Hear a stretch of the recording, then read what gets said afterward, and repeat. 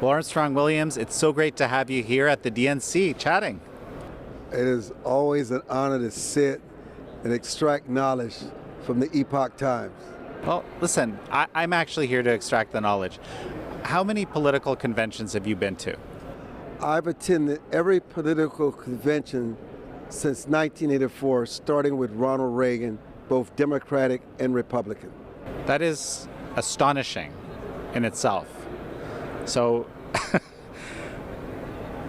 how is this one different? Well, I've never attended a convention where the president himself withdrew from the race. And I don't think people realize how much it turns a convention into chaos. You might be surprised to hear me say this, but this is the most disorganized convention I've ever attended. And hopefully they can come out with it with a nominee that will begin to talk about policy to really define herself, because up until now, this has been theater. It's not real, because beyond this, people are having serious issues in America. They're struggling. They're a paycheck away from being homeless. They can barely put food on the table. They can barely put gas in the car. They get their kids to school. Now, you and I may come here in our bow tie and our suits and our ties, but real Americans across this country, especially the middle class, are really suffering, and they are really living in fear, not just about their way of life, but the stability and the future of America, or whether it will go off a cliff or not. What opportunities do you see for bipartisanship in America right now? The best part of America are ordinary Americans doing extraordinary things. To find the best of America, you don't longer find it in our leadership, in our elected officials. You find it in everyday Americans who sacrifice little to help someone who has far less. You find it in Americans who take care of communities when the government fails.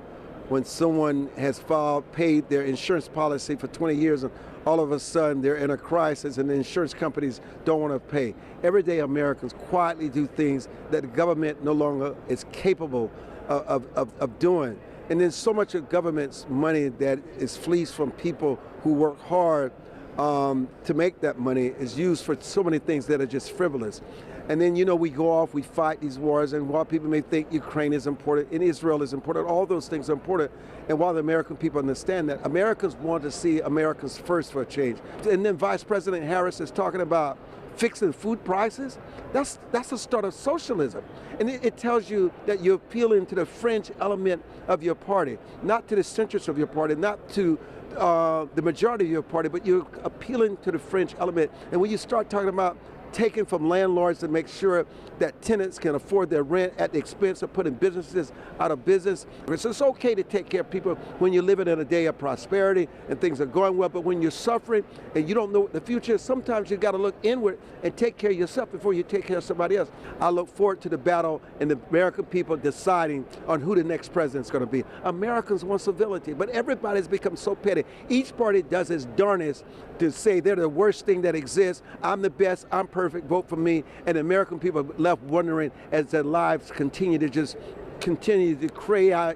chaotic, out of control, don't know sometimes what leadership is anymore. They look to the church, they feel the church is failing them. Americans are really at a crossroad, and the sad news is the world is watching us. We are still the last lone superpower. People are still looking to America for hope, for direction, and we seem to be without a leader right now. And the people are saying, is this the best that American people can offer on the Republican Party and the Democratic Party? Is this the statement of what our leadership has become? No, because most people don't want to go through the tarnish of their character, questioning their character, people threatening them, threatening their families. They'll say to you, it's just not worth it. I think what is most difficult for us in the media, because sometimes we want access, sometimes we want favor, we compromise the truth because we want to be in bed with political parties, and we compromise the American people because we cannot be a neutral arbiter. And so I consider what we do as citizen journalism. We talked about President Trump a couple of weeks ago about how incoherent he had become. I think I lost 4,000 followers.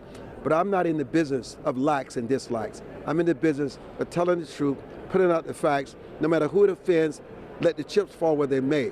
And I think sometimes the mainstream media, the fourth estate has been too involved and too loyal to one party or the next at the expense of the American people.